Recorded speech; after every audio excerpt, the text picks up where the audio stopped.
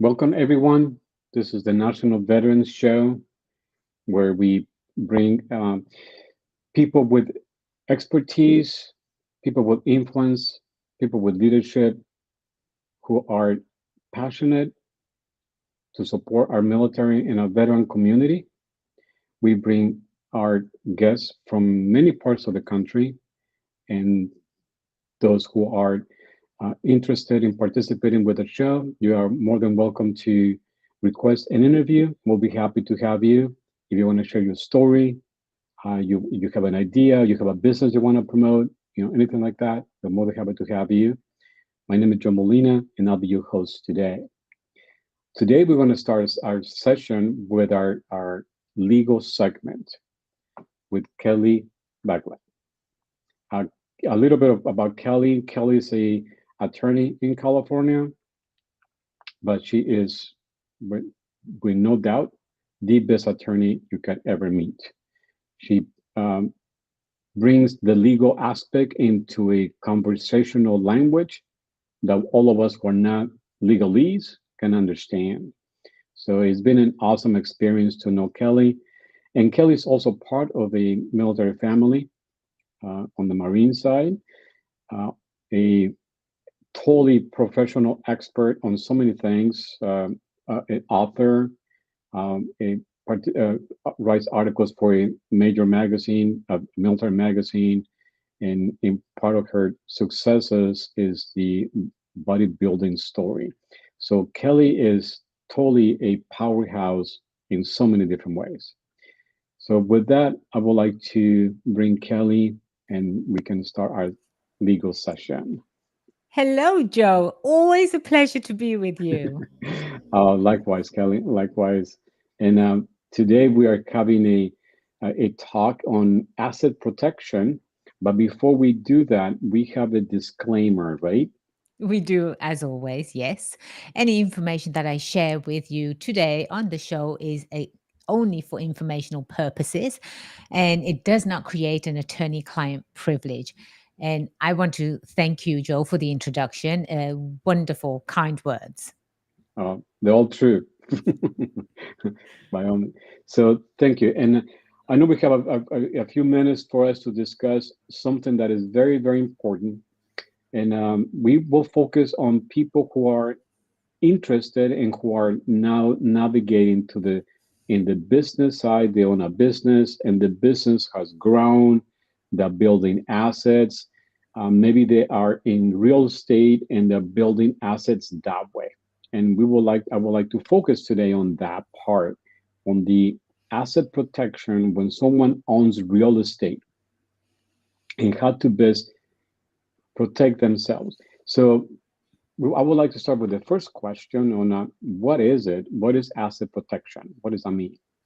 So, asset protection means exactly that. Whatever asset you may have, an asset can be real estate, it can be a very, very expensive piece of artwork or jewelry, something that is of value and quite a bit of money. That's considered an asset. Stocks and bonds, they're considered assets as well. And actually, your corporation is also an asset. And why you want to protect your assets is on twofold. One is you want to make sure that you do not go through something that's called probate. I've spoken about probate at nauseum on the Yes. show, Joe. And the second is when you are in business, it's risky because now you can definitely get sued from any side of the business. It can be an external factor or it can be internally with employees and independent contractors and vendors as well. And when you are in business, you really need to separate your business assets from your personal assets as well. Now, if we focus on the real estate aspect of it, Joe, Hmm. we absolutely love helping real estate investors. Anyone that owns a rental, you are considered an investor because you've invested in real estate and you're obviously you're making money from it. Okay, so you're a real estate investor. Now, the traditional way, and this is where people get lost all the time, and they actually end up hurting themselves as well financially, is setting up the structure completely wrong. This is Mm, the traditional way that people will do it. They will create an LLC. They will transfer the property into the LLC. And then, Joe, they enter into a rental agreement with the LLC and the tenant. So now, keep in mind, a right. person can only sue someone that they've entered into a contract with. So now, if the tenant Mm, has a crazy party, a guest gets hurt, or the tenant is hurt for some reason, who are they going to sue? It's the LLC, and the right. LLC holds the real property. So literally, you haven't really done yourself a favor. You're not protecting the real property because for most of us, real property is our biggest asset. Right? This is why we work really hard. We have homes, we've got rental properties, and so you don't want to sort of walk around displaying all of these in one in your name, and two having the wrong structure. The proper way. Would you like me to share the proper way, Joe? Absolutely, yes, because most, in my understanding, that's really the way everyone sets it up. So what's the right way? Yes. Perfect. Perfect. The correct way is one, to pick a business friendly state. There are five right now. Mhm. Top number one is Delaware. There's Nevada. There's Wyoming. There's Texas. There's Florida. So pick a state that's business friendly. Form an LLC in that business friendly state. Then you transfer the property to that LLC. That LLC does not have to be formed where the property is located. I see. We can even form a LLC in Ireland, right? And that Right. Ireland company can hold real estate in the USA 100%. So that once you set up the LLC, you transfer the property into the LLC. Then this is the big key thing. Okay. Then you would have to set up a management company where the property is located. And So that's a that's separate entity. absolutely completely separate. You are not going to touch the LLC that holds the real property. That's just sitting there looking pretty, holding the property and protecting the property.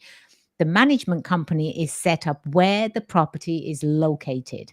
So let's just say we're in California, the property is here in California. You set up a separate management company. That management company is going to enter into a management agreement with the LLC because the management company needs authority from the LLC to manage the property. Once that has been signed, now the management company enters into contracts and leases and rental agreements with tenants. Now, Joe, if the Mm, tenant gets hurt, if there's an issue, if the tenant wants to sue, who do they sue? The company they entered into a contract with, the management company. And what management does the company. management company hold? Nothing. Absolutely nothing. That's a really a great way of doing it. And thank you for, like I said, putting it in very simple way that we can understand it.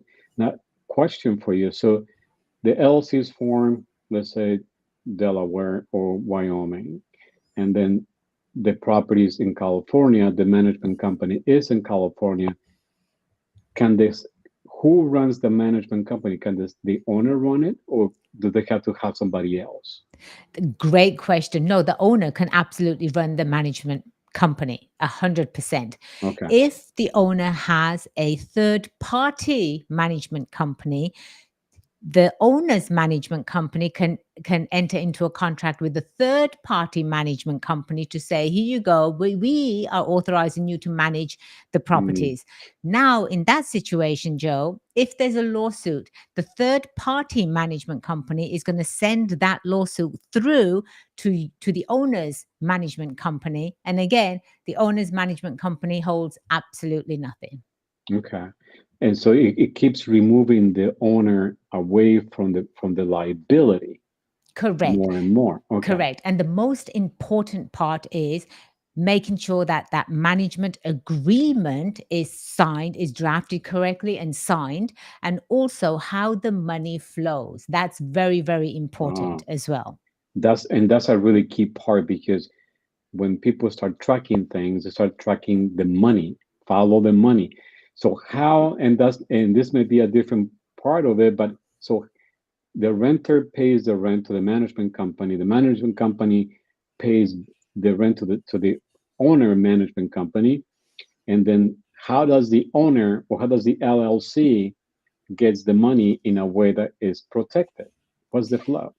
Perfect. So let's do three scenarios. Well, two Okay. scenarios. One is where you have a third party management company. So the tenant, like you just said, pays the third party management company. That management company is going to take their expenses, whatever percentage you pay them to manage the property. The rest of it is going to get funneled through to the owner's management company. That management company takes a little bit from the money as expenses. It doesn't have to be crazy. Just whatever expenses need to be covered, $500, something like that per month. Hmm. Then the rest of that money, the owner's management company moves that to the LLC that's holding the property. Now, that property, the LLC can, if there's a mortgage on the property, that LLC can pay the mortgage and the rest of it will go directly to the owner. So that's the flow of everything. Again, you're keeping the LLC out of people's reach. You're Hmm. keeping it protected and it never, ever, ever enters into any type of contract with any third party except for your own management company. And Joe, this works for if someone has one property or if Hmm. they have 100 properties. It all works exactly the same and you just need the one management company. You don't need 100 of them. Okay, perfect. But each property should have its own LLC, correct? Exactly. Well, especially if you're talking about California, there's no way you can buy anything for less than $500,000 here. Right. Absolutely not. And so, what's the level of risk that the owner is willing to take? That would be the question. And if they own 5 properties here in California, now you're looking at into the millions. So, how do you separate you don't put everything in one basket, right? All of your Right. eggs in one basket. So, depending again on what they want to do, what type of properties they are, highly, highly recommend keeping the value of the LLC down at least 500K and less. So Hmm. if we were going to buy properties in the Midwest, they're more affordable there. We can take the risk of putting 2 of those in one LLC, but not in California. Right. Right. Absolutely, each LLC, and it's so worth it. I know that there are costs, ongoing costs. Would you rather pay the ongoing costs, or would you absolutely lose the property that you've just Right. worked hard to obtain? And that's really great tip because that's important to know and to be able to understand how to separate. And we are kind of out of time, like but So quickly, so Joe. goes so fast.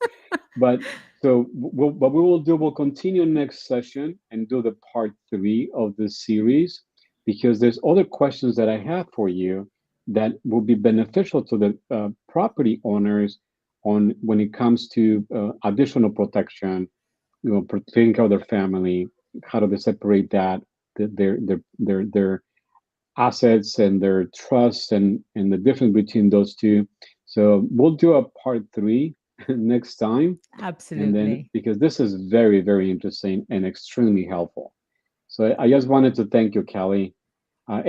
But before we go, I would like to also, if you can tell us verbally, how do people get in touch with you? You can absolutely go to our website, which is baglerlaw.com, and definitely give us a call at 760-579-6789. We are always happy to hear from anyone. And thank you so much, Joe, again, for providing the opportunity where I can share some wisdom with our veterans. Now, we're very grateful that you are so supportive of all of us and that you're willing to share this information with our community. And you are so supportive of veterans that you always give us a special treatment. We're Always. very grateful for that. My pleasure. It's 100% my pleasure. Yes. Right. Well, Thank you, thank you very Joe. much, Kelly, and we'll see you next time. Yes. So we have concluded our legal segment for this for this show, and we are ready to bring our next guest. And our next guest is someone who is also a veteran. She will talk to us about the benefits of medication, treatment, activities, all those things that we as veterans we became very accustomed during service, but when we leave the service, we need coaches and assistance and ways to keep us in motion. So I would like to bring on now Teresa, who is going to ask a few questions, going to answer a few questions for us. And Teresa represents Movement RX, and by the title of the business, Movement RX. So Teresa, welcome to the show. Thank you, Joe. I'm excited to be here. We're very excited you're here. And just by the name of your company, Movement RX, what is that? Is that what is that what it means? Movement RX. Yes, that's a good question. So Movement RX is like a short for prescription. So we provide, but we don't just provide movement. It's a whole well-being package.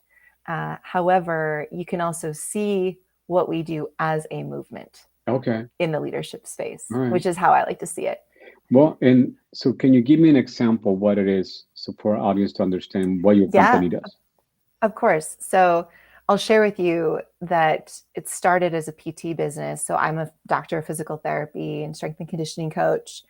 However, I ran clinics in San Diego. So we had Movement RX is my baby. I started it and we had multiple clinics all over San Diego. And then I realized wow, PT isn't for me at all. Doing traditional PT work isn't how I want to serve people. And so my husband and I brought him on to work with me. Okay. We pivoted to be what we are now, which is a leadership and development education platform where we have a whole asset of well-being videos and anywhere from sleep to nutrition to systemic disease support for people, leaders specifically. And then we also do leadership and development trainings for organizations. So the platform provides kind of the support for business leaders and their people. And we do webinars on healthy aging, but with the leaders themselves, they're usually in person, very involved, like half-day trainings. Okay. And it's interesting because I always wanted to be able to live wherever I wanted and run a business. And as a traditional medical provider, can't do that. Right. Like you're stuck to wherever your clinic is, and maybe you can choose where your clinic is, but I just didn't want to have any walls around me. I wanted to be free to speak wherever, run retreats and whatnot. And so that's what we do is we run corporate retreats. We work with leadership teams. We run webinars for people, and we have a platform. Nice. Very good. So what is your why? Well, my why is being the healthiest, best version of myself, for myself first, my family, my God, and then the people I serve.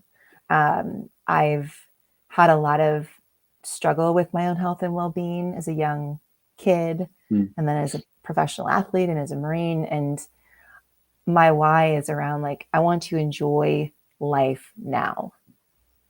And it's really awesome when I am that way. Not 100% of my day am I enjoying my life, right? There's a lot of power in the ability to be present and to let go of past demons and to be with the people that are in front of you versus stuck to your technology.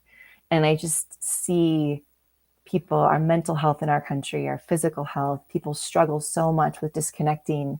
And it kind of it's causing this pandemic of just disconnection, which leads to systemic disease and really a lot of regrets in life. Right. And so my why is around that and helping other people feel that experience too. And it's interesting you say that because the more people get connected technology-wise, we get more disconnected Yes. emotionally and social skills. That's very interesting concept, and I think the program that you serve, or the program that your company and the people that you serve benefit by kind of receiving your experience and your motivation to help them Yes. understand the benefits and what really works for them, because everybody's different, right? Yes. So that is the key is, I've been mentored and had some really good people around me. And then of course some not so good people, as always. But it's meeting people where they're at is really important, and not shaming someone for where they're at, but like no matter who I speak to, because how I deliver a lot of my education is I have to be a good speaker and communicator. Right. And how people get to know me is through speaking. And so when I share with people, like I find myself, I just had lunch with an Olympian. I am not an Olympian. Right. I am a mom who runs a business and I am as healthy as I can be, but I'm not trying to be an Olympian, And so helping people understand that it's okay to be where you are, but let's always choose to let's work on ourselves Mm-hmm. and let's take a really hard look at where you are well-being wise. And that's when you tie it to, sometimes people have a hard time understanding, well, how do you tie this to leadership? And I'm like, well, Wow. as a leader, whether you're a leader of a family or however you define yourself, right? Run a company, like how are you showing up every day? I bet you how you sleep, the things going on at home, your ability to train your mind, right? Your physical movement all impact how you show up. And you know what? There's this concept called social contagion. If you're not, your people, your family, your kids are impacted by how you are. And so that's, I think it's important to understand, like, look, it's not pressure. It's just, if you can be the best version of yourself and work on yourself, people are going to pick up on that. And your example, it's like in the service, people feed off of your example. And so, take that to heart and know that even if you don't say anything, you're still influencing people. And yet leadership and development oftentimes doesn't focus on the person. Right. They focus on the problem. And that's so, yeah. Right. And I think it's very interesting, and how leadership is not necessarily what they say, because that really, I won't say disconnected, but every CEO, CFO, any of those, their positions are far distant from the actual employee, Yes. but they are the representation of the company and how and they form the culture of the company. So having healthy leaders, healthy executives helps to build a positive culture. Yes. Do Very you much have, so. yes, right?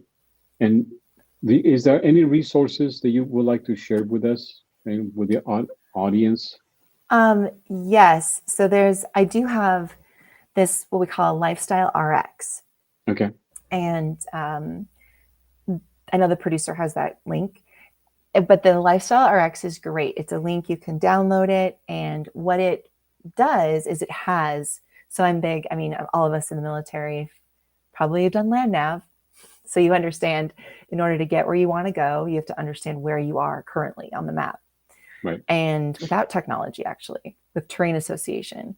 And so this Lifestyle RX gives you, so it goes over sleep, food, mindset, movement, and social support. And it gives you kind of a short list of things you really want to start to apply to your life.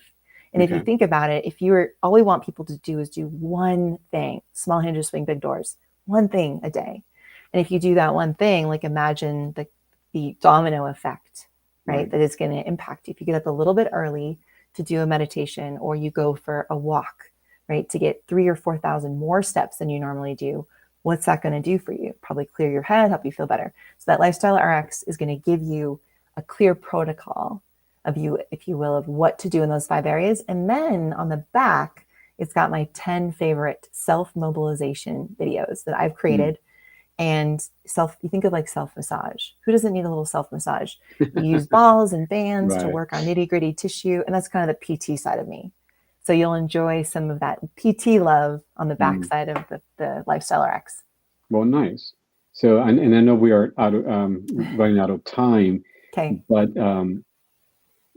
can people contact you to learn more about what you do, or to connect with your company? So you can go to movement-rx.com. Yeah. And then my email is teresa.larson@movement-rx.com. I'm big on LinkedIn, and most of the stuff I put on LinkedIn are on other platforms, but LinkedIn is my favorite platform. So Okay. look me up there. It's just Dr. Teresa Larson, DPT. And I would love to connect with you. Okay, awesome. And also if people have questions on how to connect with you, they can just contact the chamber, and then we'll put them in contact with you. The Chamber of Commerce, you guys are a great resource. I work with our local chamber, but if you're a business leader out there and need someone to come in and help your leadership team with burnout, things like that are kind of rampant in our country, Right. let me know. Okay. Well, thank you very much. Yeah. Anything else that you want to add before we close? The only thing is, I would tell people, and I share this with you, sometimes it helps with the way you think, with people, way you think, and maybe can help you today, is remember there is no someday, right? Only now. And we can think about the future and we can reframe our past, but what is it that you need to do to live a better life right now? And why is that so important? Mm-hmm. Right? I've got children, I'm a mom, I'm a wife. I want to enjoy my life. So you may be the same or in a different scenario, or may have a lot of baggage, which we all do to a degree, but what do you need to do to help shift that right now versus putting it off and putting it off and putting it off? If not now, then when? And that's what I'll leave you with. Okay. Well, again, thank you very much, Teresa, for coming on the show. And I'm sure Thank you. our audience will be happy to learn that there's this thing available for them, or for Yes. their companies, Yes. especially for the leaders. So again, thank you, and hope we can have you again in the future. Yes, absolutely, Joe. Anytime. All right. Anytime. Okay. Awesome. All right, Well, everybody. Well, thank you very, very much for joining us today. And again, today we had Kelly for our segment on the legal segment, and Teresa for Movement RX. Great content. And if you are interested in connecting with either one of our guests today, just shoot us an email, either YouTube, LinkedIn, or or just a direct email to the chamber, to the Veterans Chamber, and we will be happy to connect you with our guest. This is all the time we have today. Just wanted to thank you for your participation and for joining us, and looking forward to our next show.